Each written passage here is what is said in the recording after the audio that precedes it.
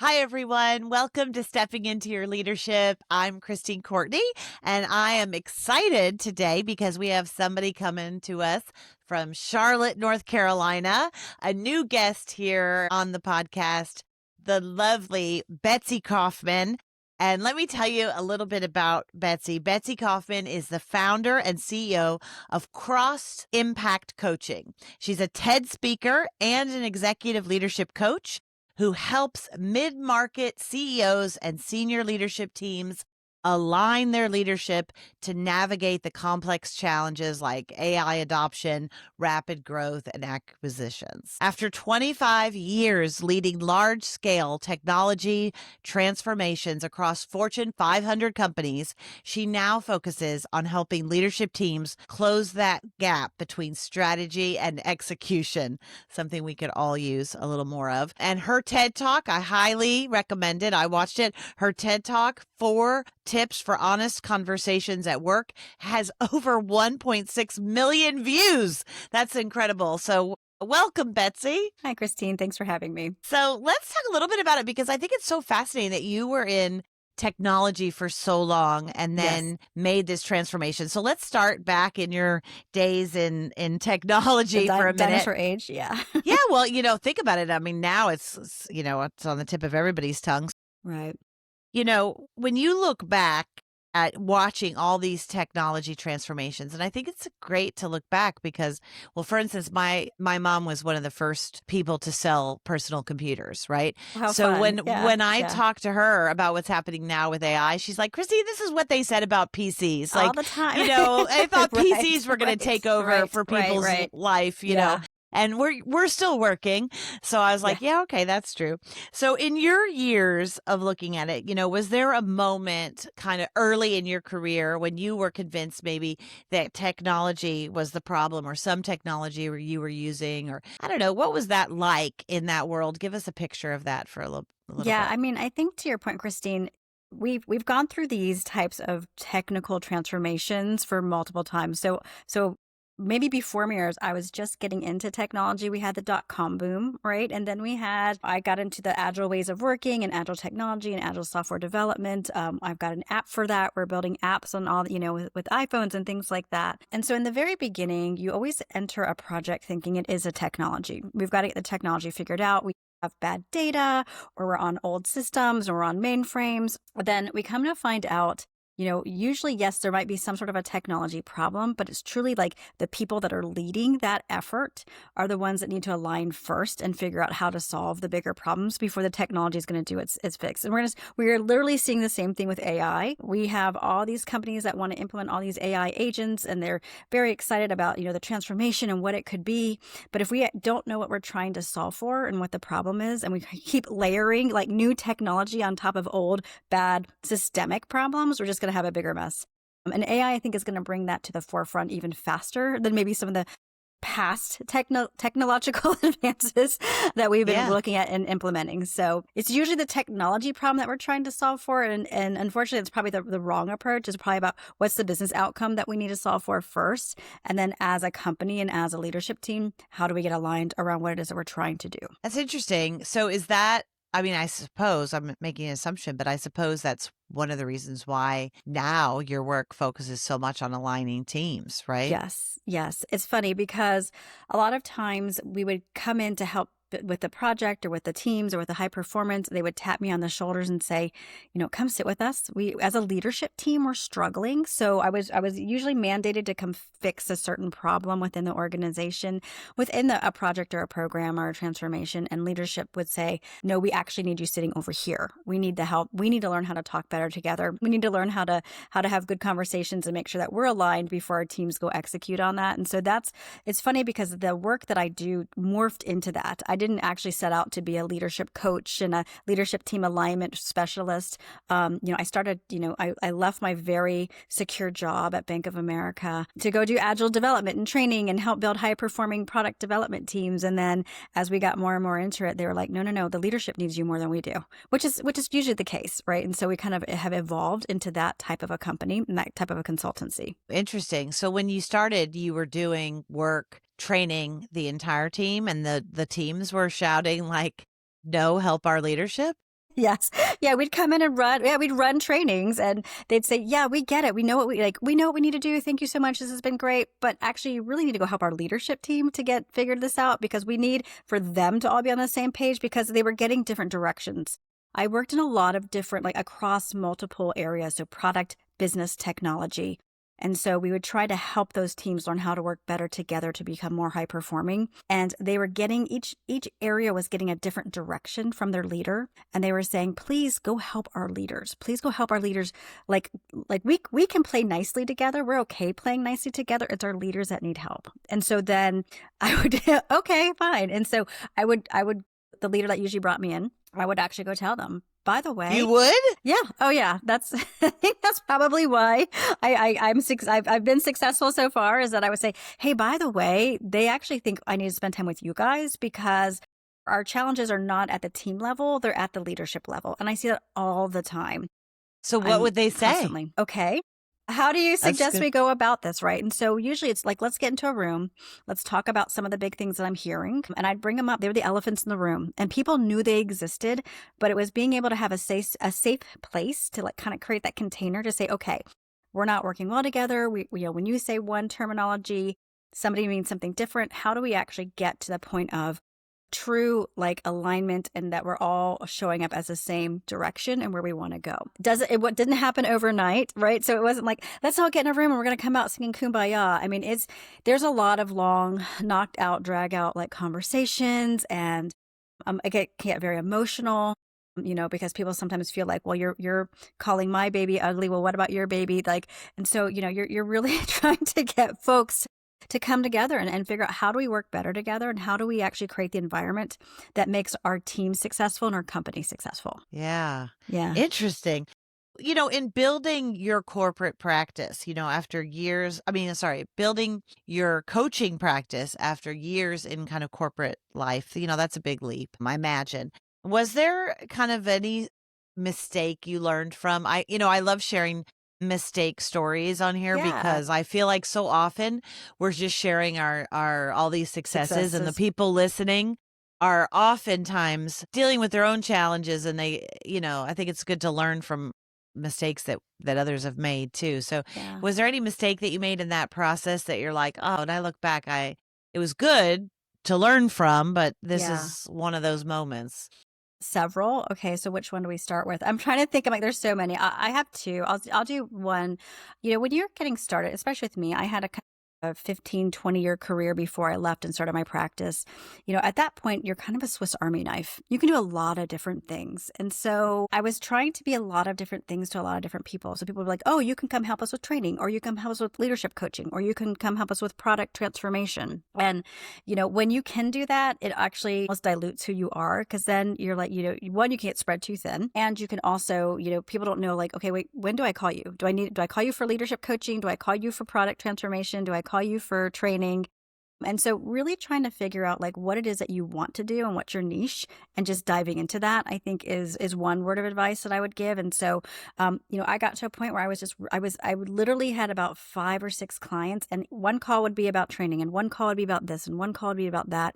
Just start to really the context switching and trying to be all things to all people isn't helpful. You can burn yourself out. And I did. And I'm still kind of struggling with that today because the Swiss Army knife skills have not stopped, but I have to be a little bit more selective about the kind of work and how much work I can take on at any given time and really kind of find some pace and balance between that. Yeah, it's true. I think we're so afraid, like, To is say there no. other work coming? Yeah, Yeah. yeah. How did you recognize those? I think I find so many people, we don't see the hints of the burnout's coming Yeah. fast enough. Can Yeah. you think back to what some of those early warning signs were for you? Yeah, I think it was, well, one, it was when I'm a kind of a color coder on my calendar, right? And so like this client gets this color and this client gets this color. And I would look at my calendar and be like absolutely overwhelmed and see like I had like 10 different colors across my calendar, not including all my personal stuff. I have a family and I'm trying to, to keep them on track and have them move forward in their lives. So I think just like when you'd wake up and be like, oh my gosh, I have to be prepared for 7 different meetings, and like the overwhelm was there. Also, it takes a lot of time to prepare and to prepare for every single client to make sure that you, as you show up, that you're showing up, 100% focus on them. So I think, just being like, wow, it's the overwhelm piece of it. And then what I would get on a client call and be like, I just really don't want to work with this client. And you kind of get that pit Wow. in your stomach and you're like, why am I doing this work? How do I stop doing the work? Can I, is there a way to say no? And in consulting and in coaching, and I was just looking at my feed, and one of my groups, there are several women that are in a corporate and they're like, I think I want to make the jump. I think I want to make the leap to, coaching or consulting and all of that. I mean, it's a really hard jump to make. And to your point that you said earlier, it can be feast or famine. Like it can be somewhat of a roller coaster of like, I have 10 or 15 different clients coming at me, and then the statements of work end, and am I going to get something new, and can I say no to stuff? And so it's trying to make the best judgment calls at the moment, right? When you're in it and trying to figure out what's happening. For you, I'm curious, what is the client that you don't like to work with? Like, don't tell me the names, but obviously, like, what are the Yeah. qualities that you're Yeah. like, this is not that you, I assume, try to say no to now, but Yeah. sometimes we don't know till we're in it. But how do you know? What are those qualities? So it's kind of funny, and I guess it's why I do what I do now with my practice. But when the leaders are not bought in to what we're trying to do, and they're not showing up and they're not engaging in the engagement and saying, okay, yes, we all want to be here and we want to be a part of it, that's what I don't want to be a part of. So I know that's kind of a generic, but it really is true. If we're not getting the support from the leaders, we're going to do a lot of really good work at a certain point, but then it's going to hit a wall because we don't have the support of the people that we need to keep us moving forward. And the teams feel that, and the folks that are actually doing the hard work to make change and make transformational change are going to feel that as well. So I like to, that's why I usually try to start at the top. Be like, okay, you want me to come in, but I want your support. And I'm going to give you feedback, and there's things that we're going to have to do that we're going to have to change. And can you get behind that? And if they can't, that's kind of like a big sign to be like, okay, well then you're going to spend a lot of money, not a lot, okay, a little bit of money. it's all relative, right? You're going to spend a little bit of money, a good chunk of money, and you're not going to see the results that you want because you're not putting your support and your time behind it. So when they don't have time for the type of work that we're doing is when I'm like, time out. Do we need to pause this and come back to it in a few months when you're ready to really dig in? I'm working with a client right now. We just wrapped it up actually yesterday that the engagement ended, and they weren't as engaged. And we got some success, and it was good. We could have gotten a lot more if they had been a lot more engaged. And so, one of them said, send another statement of work, ready to do more work. And I'm like, I don't think you are. Let's take a pause, back in about 6 or 8 weeks when you're ready to, to focus on it and see what happens. And that's a tough decision to say, no, we're going to put a pause on this, right? Especially as a independent coach and consultant. It's probably not the most normal thing that most people do. Yeah, but I mean, that's one of the things I think that comes, the privileges that comes for us later in life is that we have the ability to maybe see it more clearly Yeah. and say that, right? Have a Yeah. little more confidence in that. I think it's interesting that you say that because those of you who are leaders out there, no matter what, if you're a middle manager, if you lead one other person, if your team is doing something, it makes such a difference if that leader is in there and fully engaged, not on their phone, not doing something else. Yeah. We run the company that I worked for years. We worked in schools, right? And I would go into Okay. classrooms and work with the teacher. And I'll tell you, it was night and day. If the teacher was involved in Yes. it and the kids got to see the teachers participating and doing something, the amount of engagement and impact shot up. Like the performance was so we Yeah. started preparing teachers for like, if you want to do this, this is what it has to be. And Right. now you're so right, Betsy. I see the same thing in businesses. The other day I went into a workshop here in New York, and the leader was 100% in, so open, so vulnerable, sharing real stories, and everybody was then sharing. Like I Engaged. was like, Yeah. oh, what a difference. And What I a bet they don't have difference. as much turnover either. I bet the team members love to work for that kind of leader, right? Because they're engaged, they're excited, they want to be a part of it. They're coming to the table with the vulnerability or with the transparency or whatever is needed at that time. Again, I still say that people don't leave companies, they leave leaders. And so if you're not engaged and focused and supporting your people, even your one person, that you're going to potentially lose them because they need the feedback and they need the help. And and I think it's just because the leaders are, quote unquote, busy that they think, oh, I'm doing the right thing by my team by having Betsy or Christine or whoever come in here.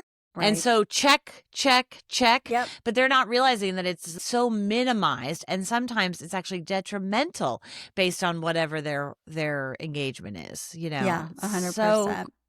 so critical. And somehow everybody knows this until they become a leader and then they forget it. So Yeah. Well, we're what here to happened? remind Why you. did it not go well? Right. Yeah, exactly. Well, and that's why we see a lot of transformations fail. So AI transformation, it doesn't matter. If you're doing any type of transformation, you're trying to really change the company.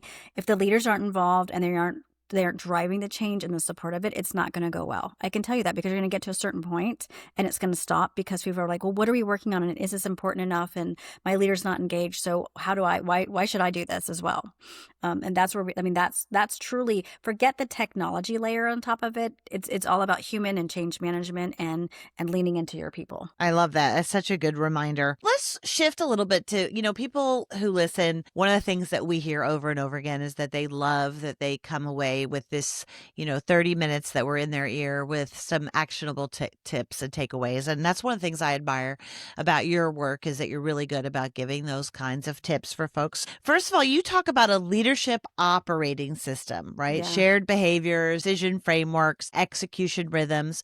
So for a senior leader who has never thought about this formally, let's say, what's the one thing they could put in place this week to start building that? Well, first of all, maybe explain it a little bit Yeah. to us, and then something that people can do to use some of this kind of operating system that you talk about. Yeah. So what we typically do with the leadership operating system is when we learn the leadership team and we try to figure out like how do they work together, what's their current style, and then we put in place some potential frameworks that might help them to work better together. So if we find that they're struggling with decision making or delegation or how do we actually work together better as a team, we start to bring those out together and create patterns and frameworks and verbiage to help them to learn to work better as a team. And so with that, we also try to talk about, okay, what are the most important things that we should be talking about? What are our highest priority initiatives, our projects? And so I think the number one thing that a leader could possibly put in place is I would actually bring your team together for 1 hour and ask them, like, if we had to make one decision today that would have the biggest impact, what would that be? I love And that. get them to speak for 1 hour and decide on one decision that is needed to impact the company or the department, depending on where you sit in the organization, and really get them to figure out, okay, let's do this one decision. Let's get behind it. And so it is about getting focused. It is about bringing out the tough things. It is about getting folks to understand what it is that we're trying to accomplish. I mean, that leadership operating system is now when we can have the language and we can have the tough conversations and we can put in frameworks that are necessary, we can then make sure that we're all focused on the most important things and not all the other things that distract us. And as you all know, when we get into companies, like there's a million things that are coming at us and it's really hard to focus. And so trying to get the folks all on the same page is just for 1 hour would be critical. I love that. In one decision, 1 hour. One decision to make I the biggest love it. impact. I love it. All right. So in your TED Talk, you talk about honest conversations at work. And Yes. I completely agree with you that almost every conflict, when you dig into it after a long enough time, you find out that the answer is someone needs to communicate, right? It's usually you can only control yourself. So you need to have some sort of what we call difficult or honest conversation. And so you talk about 4 kind of tips to kickstart honest conversations at work. That's what the TED talks about. Give us a couple of those because I do think they're so valuable. Yeah, let me give you the 4 tips. And it's interesting because I think, one of the things that you've asked me and others have asked me is, well, what's the most important of the 4 tips? And I'm like, I might actually turn that back on you, Christine. So let me tell you the 4 tips, and then I'd love to hear what you think it is because I'm like, I don't know if I could pick just one. But the first tip is confidence and courage, right? So a lot of times we have something to say and we don't have the confidence or the courage to actually say it out loud for whatever reason, depending on where you are in the organization, or you don't have the political capital, or you don't think you do. So first, finding that confidence and that courage is the first tip. The second one is to really understand what is the intent behind you speaking up. So like you're speaking up for a reason, but why? Not just to talk, hopefully, but because you have something to say, you want to move it forward. This problem needs to be put out there. It's not about the person, it's about the problem, that type of thing. So it's about leading with intent, right? The third tip is having factual data and good information. So it's one thing to sit and just kind of like blubber all the things that are going wrong and, this is bad and this is bad. Well, let's actually have some data behind it. So Why is it something that we need to talk about? What's happened? What's the history? If there's actually true data. People like specific examples in order to have that conversation. And then the fourth is actually bringing a solution. So it's easy to, like, I call it to dump up or to dump in somebody's lap. Like, these are all the problems, we need to go fix them, but also coming with a solution. And I think that's might be maybe the one thing I'm like that people don't do is that they want to talk about all the problems, but they don't ever want to try to fix them because maybe a misery loves company type of thing. It's funny because I was working with the CIO and she and I were talking. I was in that mindset of all the things that were wrong. And I was just like, all these things are wrong. She's like, well, great. What should we do about them? Bring me a solution. And it paused me, right? That's my humans. I was like, yeah, you're right. I should probably come and help with this as opposed to just trying to dump all these problems in your lap. And so I think that, if I had to pick one, it'd probably be the fourth one, is come with a solution or potential solutions to at least turn the conversation and kind of open it up. So I guess for Christine, for your perspective, what do you think of the four, if you remember them, is the most important one? Well, I do agree that it is hard to choose one because you really need all four. I think probably the one that whichever one someone struggles with the most is the one that is the most important, right? True. Because Yeah. there's usually one that we forget. I think, I find the second one interesting because I think that the intent is something that a lot of people don't ask themselves. Right. Mm-hmm. And I find that if you take that moment right before you walk in, I mean, hopefully you do it before the moment, but at Right. least I try to, because we're busy and running. I find that if I take a moment to just take a deep breath in to ground myself and then say, okay, what's the intention? What's my positive intent out of this Right. conversation? I come in with a much more grounded, confident way of being that tends to not inflame what can already be difficult for that person to hear, right? So I find that when I don't do that, I can come in with an energy that can make the conversation go in a much more difficult way. So to me, I find that to be the most helpful. Usually I don't have the guts to have an honest conversation if I don't have my backup ready. Right. Yeah. So I know I'm going to be ready with that specific. Yeah. Because if I go in, I grew up temping. My first temp job ever was, I worked in HR at Cushman and Wakefield. And so I learned so many tricks of the trade then, but I know the first thing I was taught was, you cannot say, oh, it's your attitude or you're unprofessional, or it has to be based in behavior. So that was kind of ingrained into me. But I think those are really a great little four, like almost like a checklist for yourself before you go in, really helpful. And the people that get good at it, and I always say it doesn't necessarily become easier. It just becomes it's always hard. But I think the more you do it, the more you're like, okay, here we go. And you have them earlier.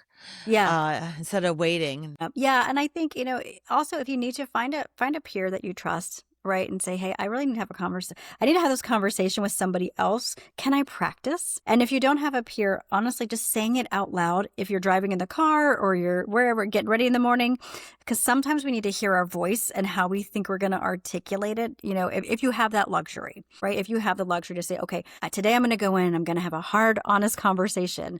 If you need to articulate it out loud, because when you can hear yourself saying it, you're like, okay, let me get this just right. How do I frame this? Because honestly, maybe the fifth tip is delivery is everything. And sometimes that's what we maybe get wrong the most is how did it come out the way I wanted it to? It doesn't always have to be perfect. And you can almost say I'm going to be a little imperfect in how I say this, but I've got to say it, right? But delivery is everything. And that's another thing that we coach on is how do we deliver, our feedback and our thoughts with impact and intent. And so I think, the more you practice, the better you're going to get at it as anything, for sure. Yeah. And, AI is a wonderful way to practice. I mean, you try putting your, having it record yourself and give you feedback. Yes. Even if you're embarrassed to practice with a person, I mean, a person is perfect because they're going to give you facial expressions and everything that you'll start to read that code. But even if you can't do it, get in there with your. That's a great tip. Maybe that's tip number 6, or maybe it's tip number 1. First, We're get your favorite AI agent and go talk to it and have it give you feedback on how you just delivered that message. Right?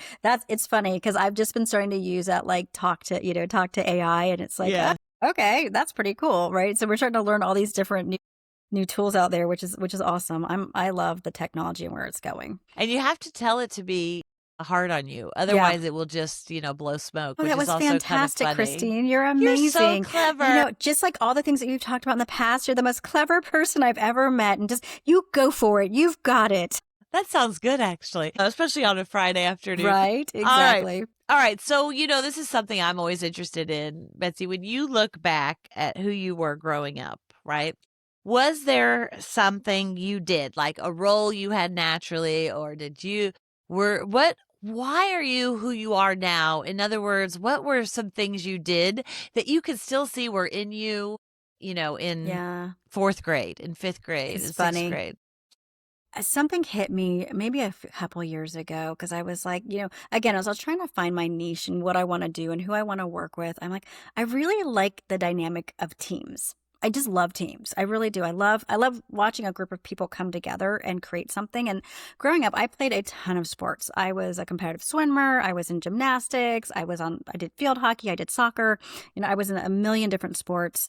And as I started to get older, I started to kind of opt out of the individual sports and found myself gravitating more and more to like soccer and field hockey. And my son plays lacrosse. And I really loved just watching the dynamic of a team as opposed to just being an individual. Yes, you're on a swim team, right? Or you're on a gymnastics team, but it truly is about your individual performance and how you're going to do, as opposed to as a team, how do we pull upon each other's strengths? And so I guess I'd never realized it, but as I started to think about like, wow, I just love teams and I love team dynamics. And I think it goes back to when I was on winning teams and losing teams, and I knew the role that I had to play, and then I knew the role that other people had to play. I knew my strengths, they knew their strengths, and like it's just fun to watch it all come together and really like appreciate what each person brings to the table. So it was one of these like I never really thought about why I love teamwork so much. And I think it's just because that's how, when I was thinking about growing up, I love being a part of team. I love doing group projects. I'm